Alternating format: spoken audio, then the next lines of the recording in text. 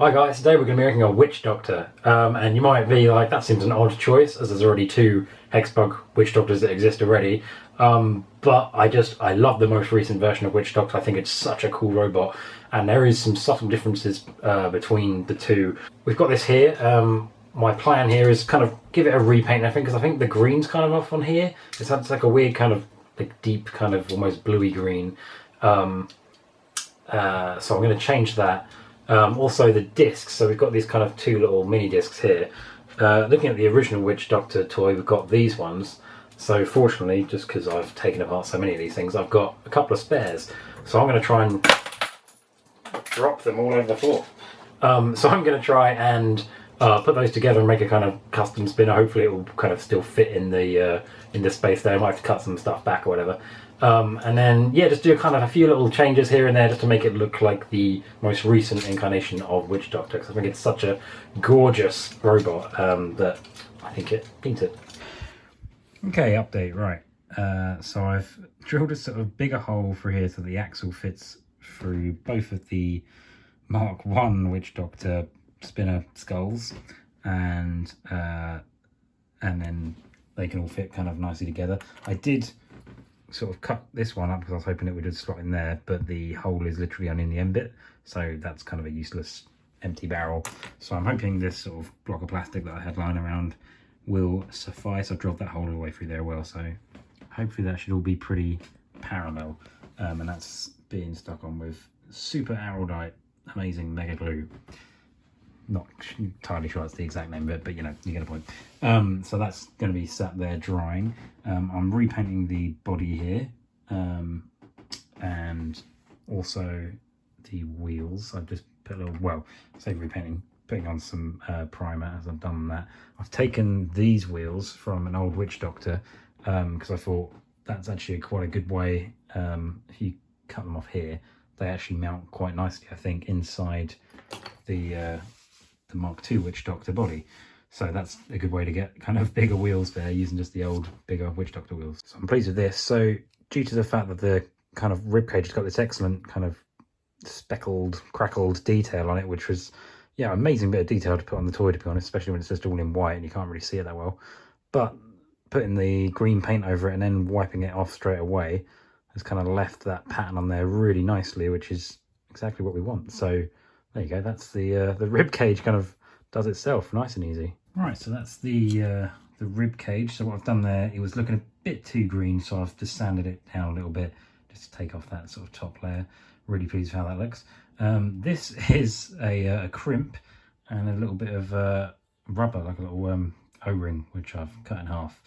And the reasons that's there is to represent the flamethrower.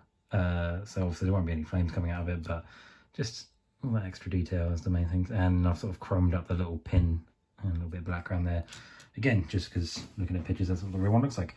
Right, so here we've got the main body, which I've now painted purple. It doesn't look much different, but it's just sort of a little bit less plastically. You can see, there you go, that's the colour of the plastic. So just, it looks a bit better now. And we've got the big wheels from the original Witch Doctor, like the big shiny rear ones. Looks a bit haphazard, but they're wedged in there quite nicely, so I've just put a bit of hot glue in there as well to hold them nicely in place. So that's there, looking very nice. It's going to dry. Alright, what else have we got?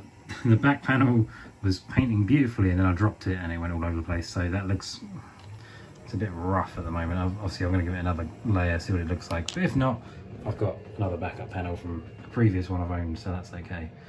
Gonna get to work on the front once I've sort of got everything together and know where everything is.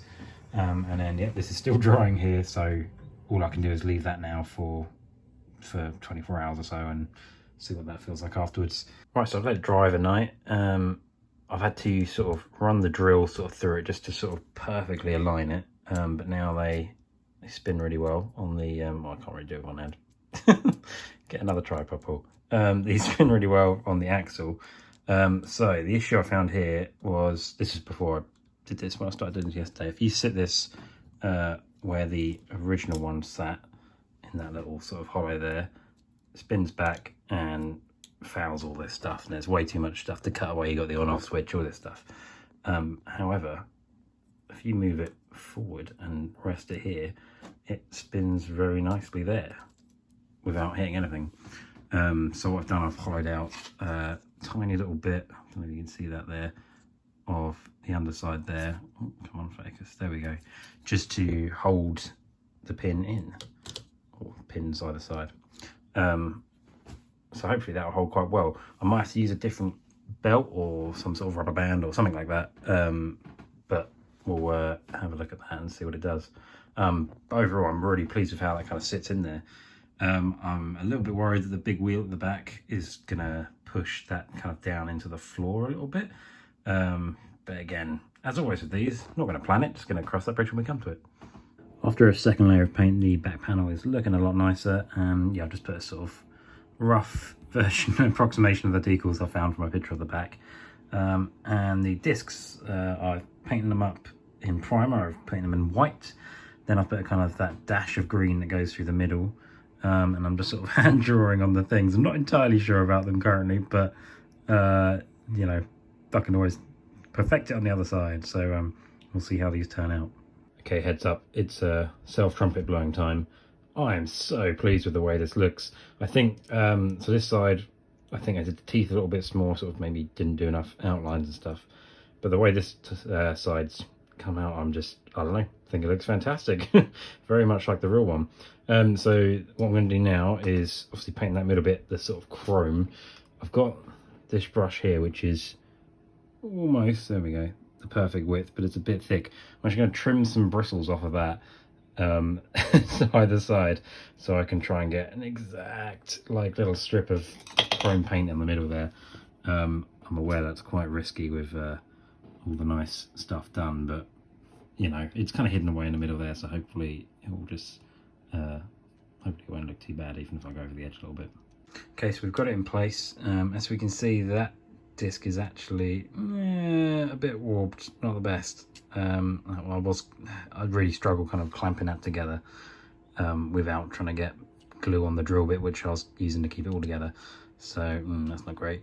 Probably gonna have to file a bit of that down so that there's a bit of clearance there. But also it is sitting on the things. They hit the floor. Not by much, but by enough.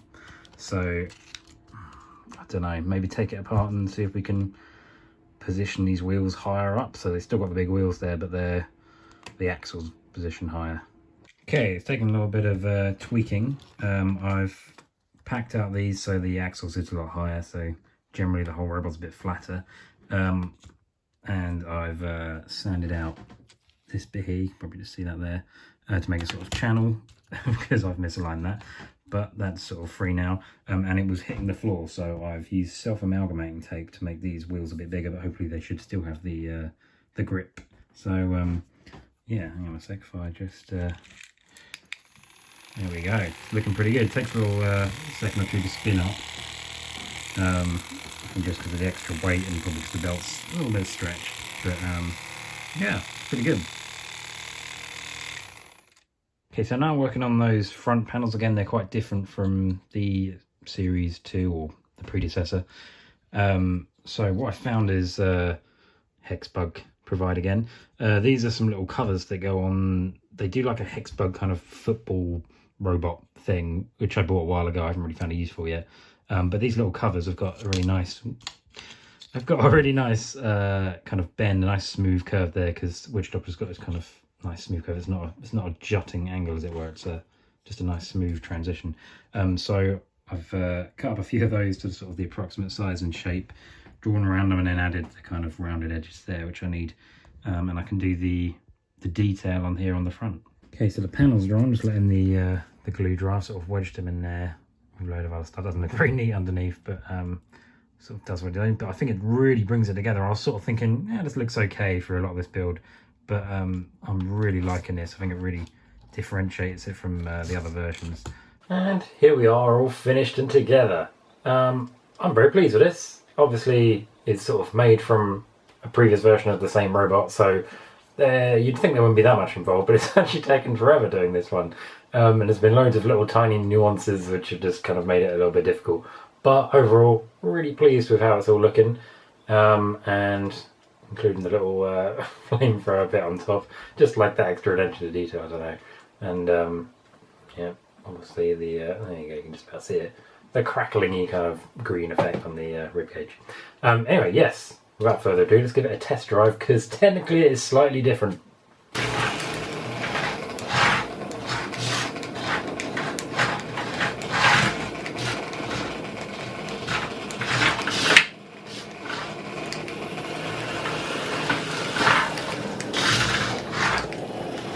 So annoyingly, one wheel doesn't work. I did try and use a bigger, more powerful battery, and it looks like it was a bit too much for it, and I've killed it. But only on that one wheel. Really annoyingly, it seems to drive backwards, no problem at all. If it could drive forwards, I could still do a kind of demo with it, but... So what I've done, I've ordered another one, yet another one of these stupid things. So I'm going to transfer all the gubbins inside from one to the other, which means taking it apart, taking those front bits off, which is a bit annoying really, but hey, that is how it goes sometimes. So yeah, let's get on with that. Okay, found the cause of the problem. So these two things here are the speed controllers for each of the motors, and here's the one on R1. Go on, focus, you know you want to. And you can see it's kind of bulgy where it's exploded. So yeah, speed controller's gone basically. Motor's fine, but speed controller dead. So yeah, let's transfer it over. Okay, irritating update number 10.3, whatever it is. So this one, I've taken off the ropey speed controller, and that's all fine. This one I've transferred over. It's great, it's got energy. When you plug it in, it goes, it's all happy to go. And then it just doesn't seem to bind with any of the controllers. No idea why. I've literally touched just the connection for the battery and this one here. Nothing else has changed, and like I said, that's been proved because it does a little self-test. It's a little, you know, back and forward of the motors to let you know it's turned on. So I don't know what's wrong with this one. This one I know it's just a speed controller, but look at that. I can't even zoom in far enough. How on earth? That's very small. Like, it wasn't even really soldered in. It's all just sort of set in. There's nothing. The other side is not actually a point to solder it out. So maybe I'll order another one, or I might just give up. Jesus. Okay, apologies if I sound a little bit pissed off from that last bit. This is, like I say, the third set of Witch Doctor and Broncos I've gone through. It's quite pricey, it's quite annoying because I already had it working. Anyway, regardless, here it is, it's back. It looks the same, obviously, because it's the same thing. But it's now working, it's actually working, so we should give it a test drive. Let's do that.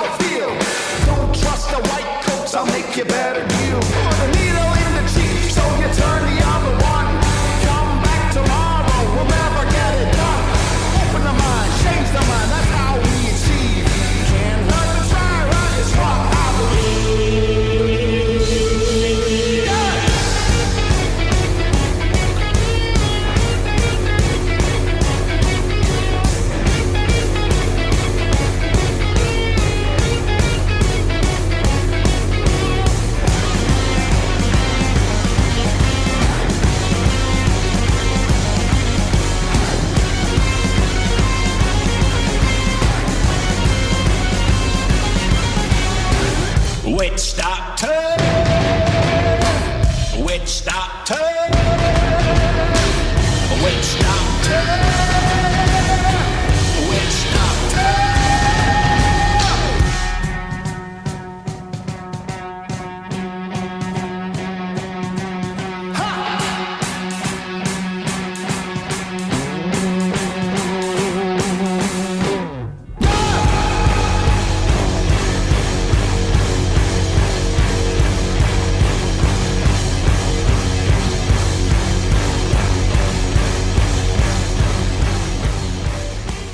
Okay, so that was fun. It works. Finally. Good God. I checked back through my phone. April. I started this in April. It's ridiculous how long it's taken, but never mind, it's fine. Yeah, I thought I'd add a bit of fire in there as well, and I like that you can see my progression of where I've gone, you could stick a match in here, and then go, you could stick about 18 matches in here, why not?